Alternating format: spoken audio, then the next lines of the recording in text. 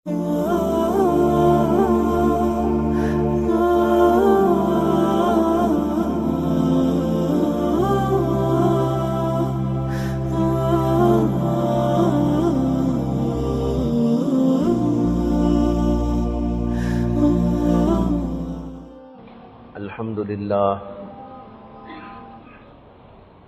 لله رب العالمين والصلاة والسلام على سيد الأنبياء وأشرف المرسلين وعلى آله وصحبه أجمعين ومن تبعهم بإحسان في كل زمان ومكان إلى يوم الدين. أما بعد فأعوذ بالله من الشيطان الرجيم. بسم الله الرحمن الرحيم. يا أيها الناس اتقوا ربكم واخشوا يوما لا يجزي والد عن ولده ولا مولود هو جاز عن والده شيئا إن وعد الله حق فلا تغرنكم الحياة الدنيا ولا يغرنكم بالله الغرور. صدق اللہ العظیم. محترم حضرات، بھائیوں، بزرگوں، دوستوں، جو آیت اس وقت میں نے آپ کے سامنے تلاوت کی ہے، اس آیت کا ترجمہ یہ ہے کہ اللہ تعالیٰ فرماتے ہیں، یا ایھا الناس، اے لوگو. اس میں خطاب تمام انسانوں سے کیا گیا ہے. اللہ تعالیٰ نے خاص مسلمانوں ہی کو نہیں بلکہ پوری دنیائی انسانیت سے خطاب کیا ہے اور فرمایا، یا ایھا الناس اتقوا ربکم، اپنے پروردگار سے ڈر کر زندگی گزارو. واخشوا یوما لا یجزی والد عن ولدہ، اور اس دن سے ڈرو جس دن نہ باپ بیٹے کے کام آئے گا نہ بیٹا باپ کے کام آئے گا. یوم لا یجزی والد عن ولدہ ولا مولود هو جاز عن والدہ شیئا. پھر اس کے بعد فرماتے ہیں، ان وعد اللہ حق، بے شک اللہ کا وعدہ سچا ہے اور حق ہے. فلا تغرنکم الحیاۃ الدنیا ولا یغرنکم باللہ الغرور. لہذا تم کو نہ دنیا کی یہ زندگی دھوکے میں ڈالے اور نہ کوئی دھوکے باز تم کو دھوکے میں ڈالے. اس آیت کریمہ میں اللہ تعالیٰ نے کئی حکم دیے ہیں. پہلا حکم تو یہ دیا ہے کہ اللہ تعالیٰ سے ڈر کر زندگی گزارو. اس کا نام ہے تقویٰ. جب انسان دنیا میں رہتے ہوئے اللہ سے ڈرتا ہے، اللہ سے ڈر کر زندگی گزارتا ہے، تو اس کی زندگی بھلی ہوتی ہے، ٹھیک طور پر گزرتی ہے. جو اللہ چاہتے ہیں وہ کرتا ہے. اللہ جس کو ناپسند کرتے ہیں اس سے وہ دور رہتا ہے، باز رہتا ہے. اور اگر اللہ سے ڈرے بغیر زندگی گزارتا ہے تو اس کی زندگی بڑی ناہموار گزرتی ہے، بڑی ہی بدبختانہ گزرتی ہے، اور اس میں وہ سب کچھ کرتا ہے جو اللہ کو ناپسند ہے، اور وہ چیزیں نہیں کرتا جو اللہ کو پسند ہے. وہ نفسانی زندگی گزارتا ہے، نفسانی خواہشات کی زندگی گزارتا ہے، من مانی زندگی گزارتا ہے، یہاں تک کہ وہ ہلاکت اور تباہی کے غار میں جا کے پڑ جاتا ہے. اس لیے حکم دیا، اتقوا ربکم، اپنے رب سے، پروردگار سے ڈر کر زندگی گزارو. اس میں لفظ رب استعمال فرمایا. حالانکہ اللہ کی تو بہت سی صفات ہے. اللہ تعالیٰ تو یوں بھی کہہ سکتے تھے، اتقوا اللہ، اے انسانوں اللہ سے ڈر کر زندگی گزارو. جیسے بعض جگہ پر یہ لفظ بھی آیا ہے اتقوا اللہ. اور چاہے تو اللہ دوسرے الفاظ بھی بول سکتے تھے، لیکن یہاں پر کہا اتقوا ربکم، اپنے رب سے ڈرو۔ رب کہتے ہیں اس کو جو پیدا کرنے والا بھی ہے، جو ہمیں کھانا دینے والا بھی ہے، جو ہماری تربیت کرنے والا بھی ہے، جو ہماری کفالت کرنے والا ہے، جو ہمارے ہر کام کو بنانے والا ہے، ہماری ہر بگڑی کو بنانے والا ہے، ہمارے تمام کاموں کو حل کرنے والا ہے، ہمیں کھانا دیتا ہے، ہمیں پینے کو دیتا ہے، ہمیں ہوائیں عطا فرماتا ہے، ہمیں روشنیاں نصیب کرتا ہے، ہماری ضرورت کے تمام سامان مہیا کرتا ہے، پورا یہ کائنات کا نظام چلانے والا، اس کو کہتے ہیں رب اور پروردگار۔ اللہ کہتے ہیں کہ اپنے رب سے ڈر کر زندگی گزارو، جو رب کے تمہیں کھانا دیتا ہے، پینے کو دیتا ہے، ضروریات کو وہاں پہنچاتا ہے، ساری چیزیں تمہارے لیے عطا فرماتا ہے۔ اگر تم اس سے ڈر کر زندگی نہیں گزارو گے تو تم سے زیادہ کوئی آدمی بے وقوف بھی نہیں ہے، احمق بھی نہیں۔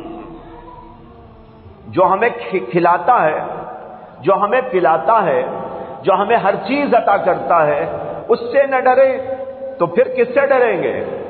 کس کا لحاظ کریں گے؟ کس کو دیکھ کر زندگی گزاریں گے؟ دیکھو، باپ کھلاتا ہے پلاتا ہے تو ایک اچھے فرزند کا اور ایک اچھے بیٹے کا رول یہ ہوتا ہے کہ وہ باپ کا لحاظ کرتا ہے۔ ارے میں باپ کی نافرمانی کیسے کروں؟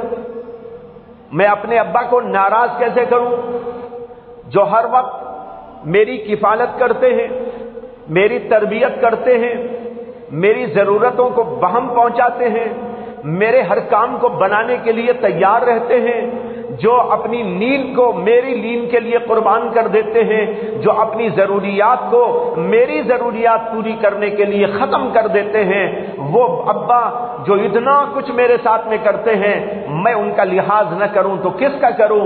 اس لیے اچھا بیٹا اپنے باپ کا لحاظ کرتا ہے۔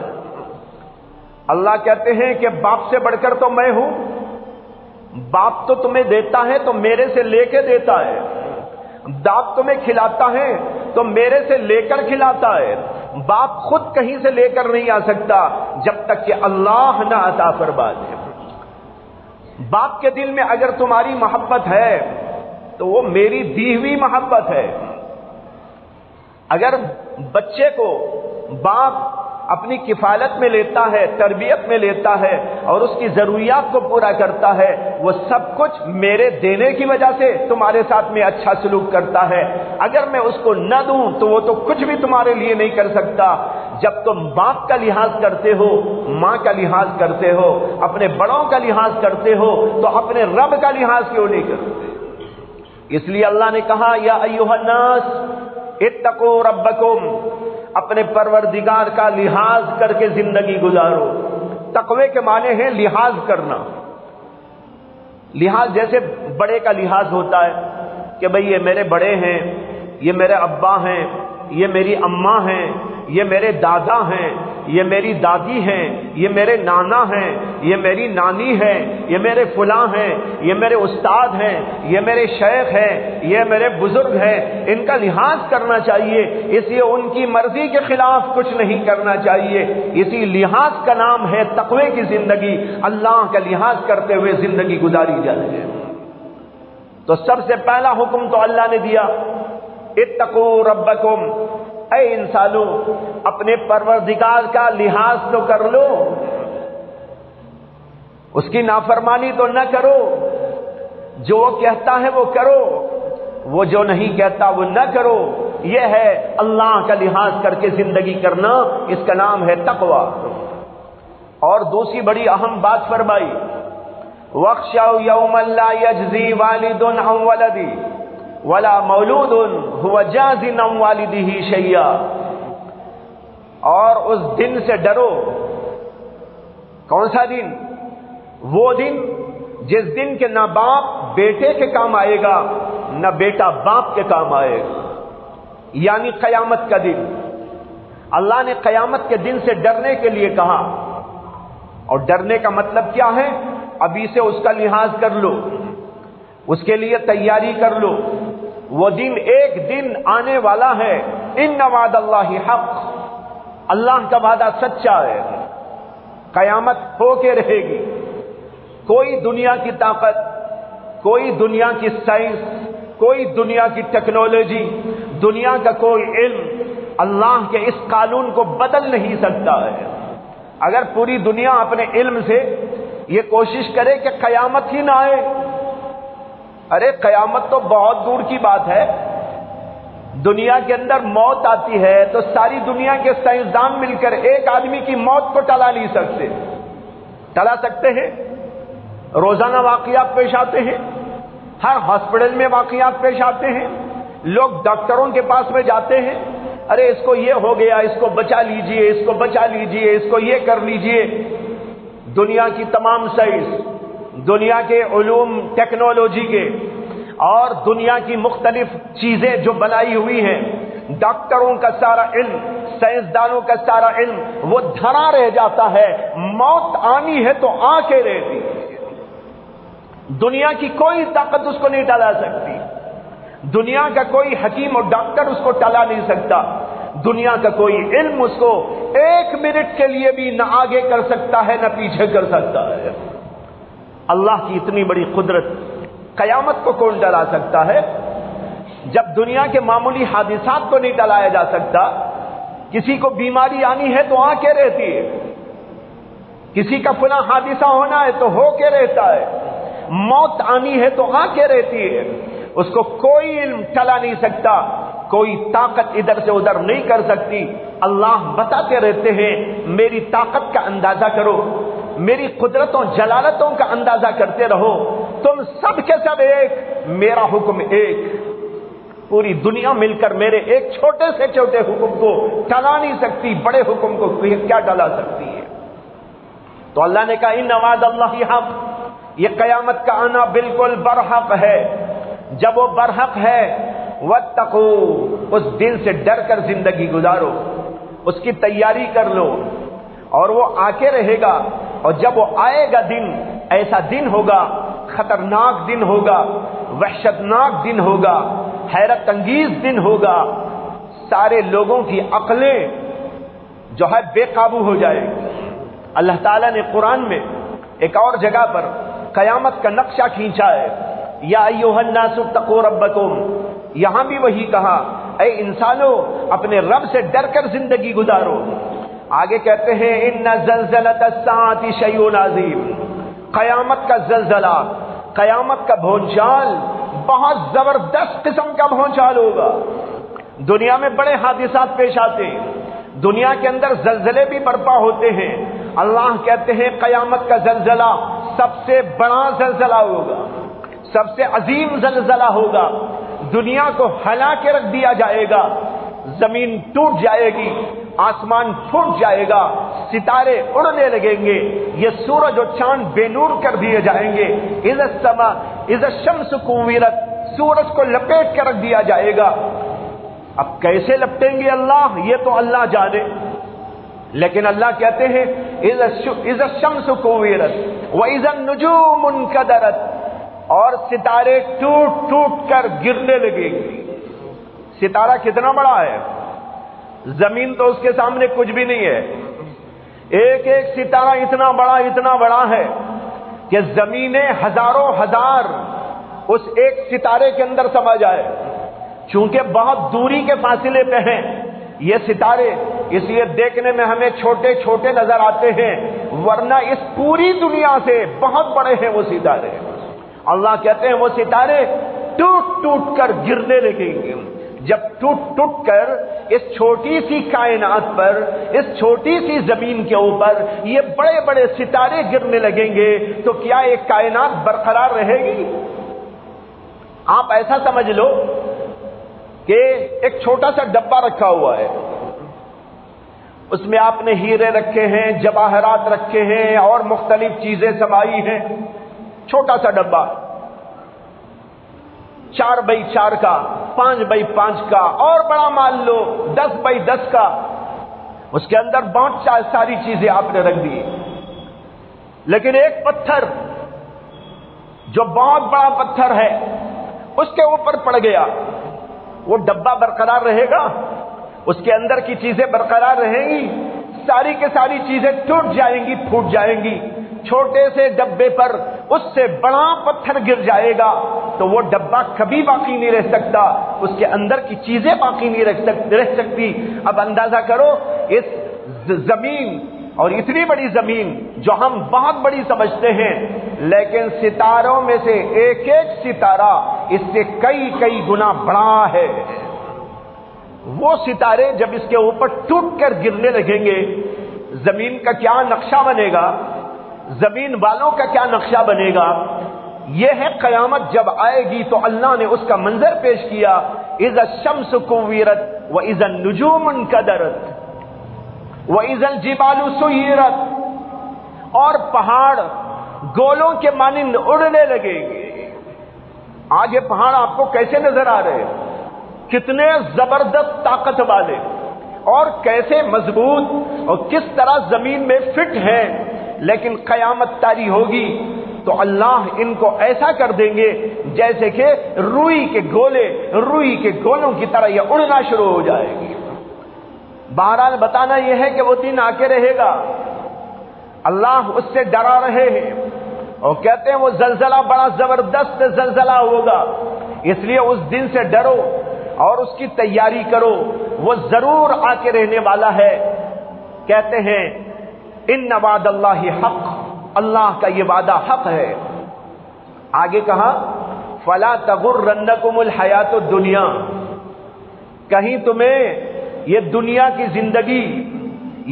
کی زندگی کی زیب و زینت، یہاں کی یہ بلڈنگیں، یہاں کا یہ دل فریب منظر جو حقیقت میں دل فریب نہیں ہے بلکہ دھوکہ ہی دھوکہ ہے، یہ دل فریب منظر جو ظاہراً تم کو دل فریب لگتا ہے، کہیں ایسا نہ ہو کہ دنیا کی زندگی تم کو دھوکے میں ڈال دے۔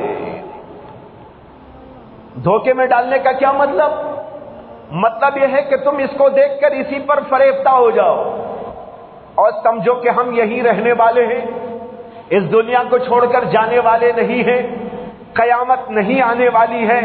اگر تم یہ سمجھتے ہو بڑے دھوکے میں پڑے ہوئے ہو، آج نہیں تو کل وہ آئے گا جب انسان اپنی آنکھوں سے دیکھیں گے اذا وقعت الواقعہ لیس لوقعتها کاذبہ، جب قیامت طاری ہو جائے گی کوئی اس کو جھٹلانے والا نہ ہوگا۔ آج تو جھٹلانے والے موجود ہیں، لیکن جب قیامت طاری ہو جائے گی تو کس کی مجال ہوگی کہ وہ جھٹلائے؟ تو کہتے ہیں فلا تغرنکم الحیات الدنیا، یہ دنیا کی زندگی کہیں تم کو فریب میں مبتلا نہ کر دے، دھوکے میں مبتلا نہ کر ڈالے۔ اس لیے ان چیزوں کو دیکھ کر، یہاں کی دل فریبیوں کو دیکھ کر، یہاں کے خوشنما منظروں کو دیکھ کر، یہ سونے کو دیکھ کر، چاندی کو دیکھ کر، یہ مال و پیسے کو دیکھ کر، یہاں کی بلڈنگوں کو دیکھ کر دھوکے میں مبتلا نہ ہو جاؤ، یہ سب ٹوٹنے والا ہے، یہ سب پھوٹنے والا ہے، یہ سب کا سب برباد ہو جانے والا ہے۔ فلا تغرنکم الحیات الدنیا، آگے کہا ولا یغرنکم باللہ الغرور، اور ایک بڑا جو دھوکے باز ہے، وہ دھوکے باز تم کو کہیں غفلت میں مبتلا کر کے دھوکے میں مبتلا نہ کر ڈالے۔ یہ کون ہے دھوکے باز؟ علماء تفسیر میں لکھتے ہیں اس سے مراد ہے شیطان۔ کہیں دنیا کو دیکھ کر، دنیا کی دل فریبیوں کو دیکھ کر، دنیا کی خوش نمائیوں کو دیکھ کر تم دھوکے میں مبتلا نہ ہو جانا، اور وہ دھوکے باز بھی تم کو کہیں دھوکے میں نہ ڈال دے، یعنی شیطان تم کو کہیں دھوکے میں نہ ڈال دے۔ وہ تم کو ہر چیز دل فریب بنا کے دکھائے گا، بڑا خوشنما بنا کے دکھائے گا، اور تمہیں آخرت سے غفلت میں ڈال دے گا۔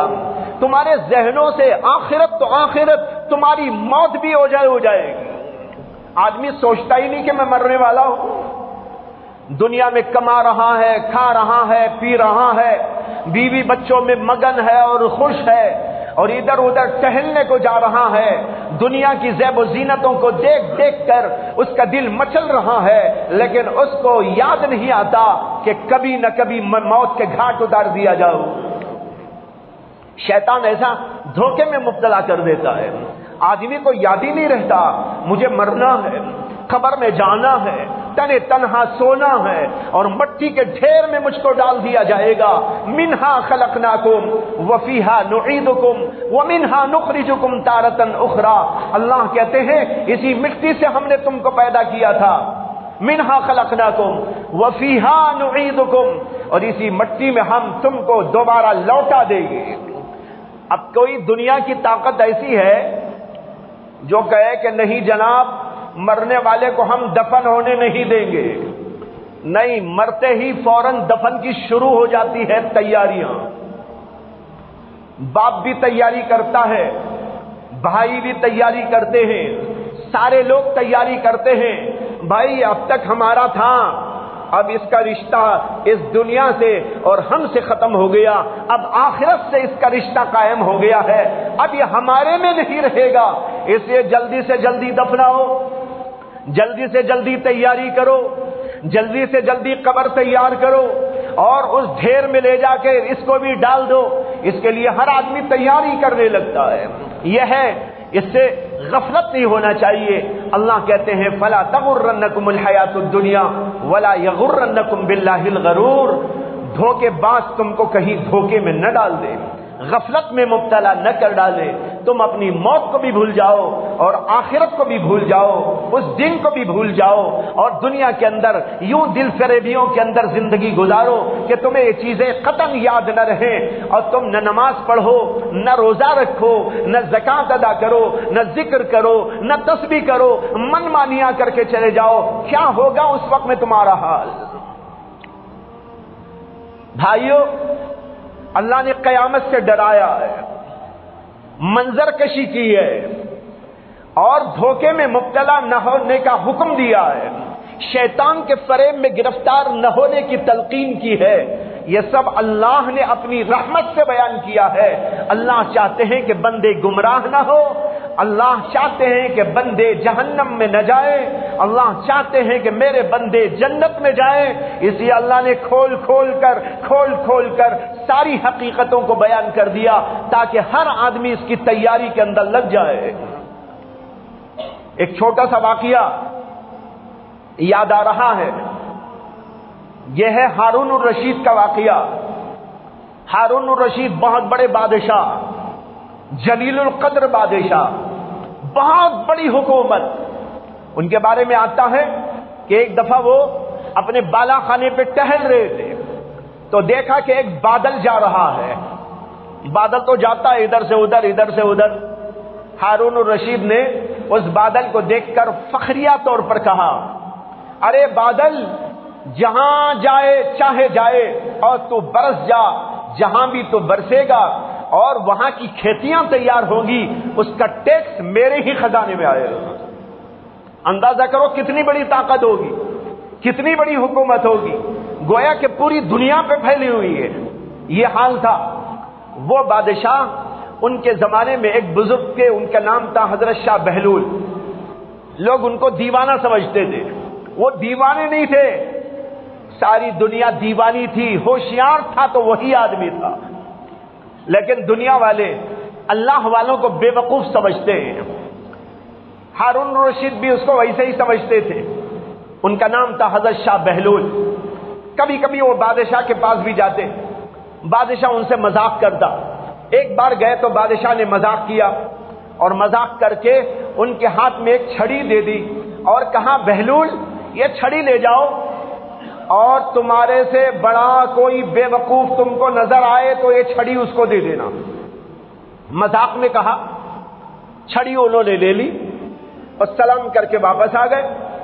آنے کے بعد کہیں پر چھڑی کو رکھ دیا حفاظت سے. زمانہ گزرتا رہا یہاں تک کہ ایک بار آخری دور آ گیا بادشاہ کا. بادشاہ بیمار ہو گیا. سارے ڈاکٹروں نے جواب دے دیا اور سب نے کہا کہ اب اس کا کوئی علاج نہیں ہے. جب اعلانات اس کے ہوئے تو بھیڑ لگ گئی لوگوں کی بادشاہ کی زیارت کرنے کے لیے. کیوں لگتی تھی, شاہ بہلول بھی آ کے کیوں میں لگ گئے.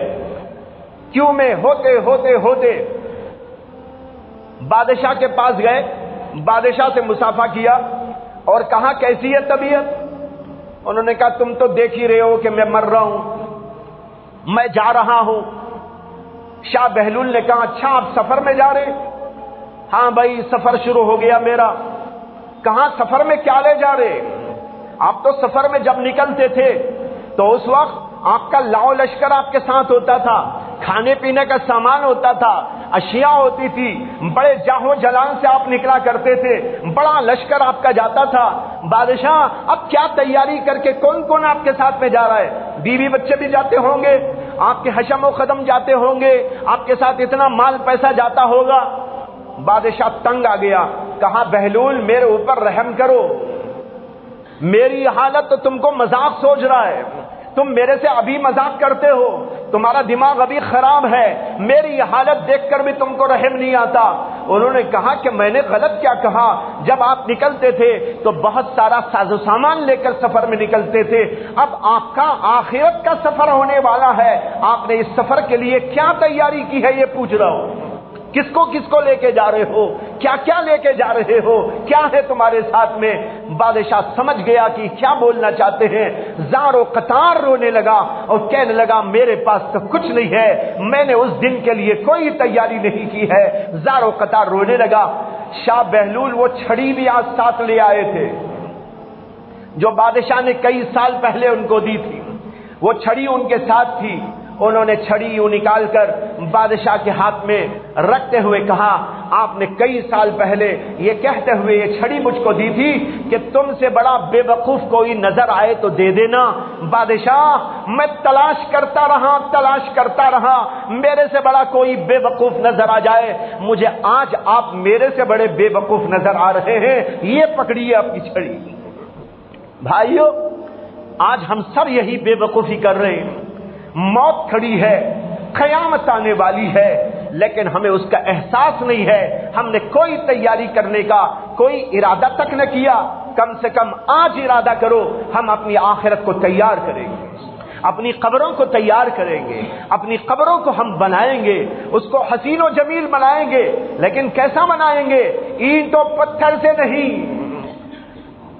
گرانیٹ سے نہیں، وہ بنائی جائے گی اعمال سے، وہ بنائی جائے گی ایمان سے، وہ نمازوں کے ذریعے، وہ ذکر و تسبیحات کے ذریعے، وہ اللہ کی یاد کے ذریعے، نبی کی سنتوں کے ذریعے، قرآن کی تلاوت کے ذریعے اور اللہ کے دین کی اشاعت کے ذریعے، اللہ کے دین کی خدمت کے ذریعے، مخلوق کی خدمت کے ذریعے اور غریبوں کی امداد اور نصرت اور مدد کے ذریعے، ان چیزوں کے ذریعے اپنی آخرت اور اپنی قبر کو تیار کیا جاتا ہے۔